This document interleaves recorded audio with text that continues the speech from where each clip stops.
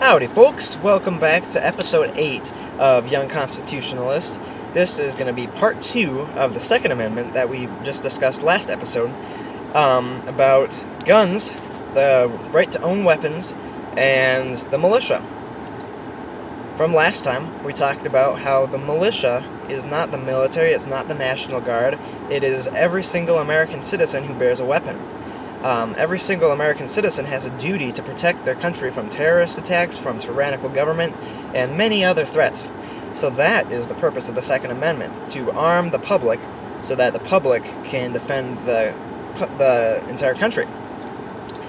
Now let's talk about the individual right to bear arms. I like to say that people who are under the age of 21 are not fully American, because if you're under the age of 21, you have the government restricting some of your rights that are guaranteed to you in the Bill of Rights. The Second Amendment is one of them. If you are under the age of 21, it is illegal for you to own a handgun. If you're under the age of 18, it's illegal for you to own a firearm of any kind.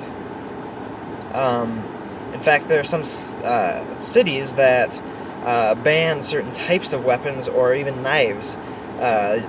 There are ordinances that ban knives above or longer than 3 inches and things like that. And knives fall into the category of keeping and bearing arms. They're weapons, but you have a right to them. So I like to say that if you're under the age of 21, or even especially if you're under the age of 18, you aren't fully American because you don't have all the rights of an adult American.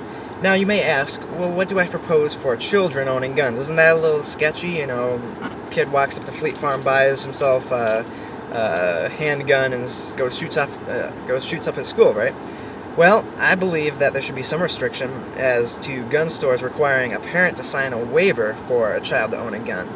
But I do not agree with not allowing the child to own a gun because they're an American citizen. They have the right to bear arms. They have a right to protect the country as well. If you look at Switzerland, people learn how to use guns at a very young age. And, well, World War I, Switzerland stayed neutral. World War II, Switzerland stayed neutral. They've been known for being the best defenders of their country, and that's why Switzerland has a huge record of being one of the safest countries in the world, because everyone owns guns there. Not so much anymore, but, another place like Texas. There are more guns in Texas than there are people.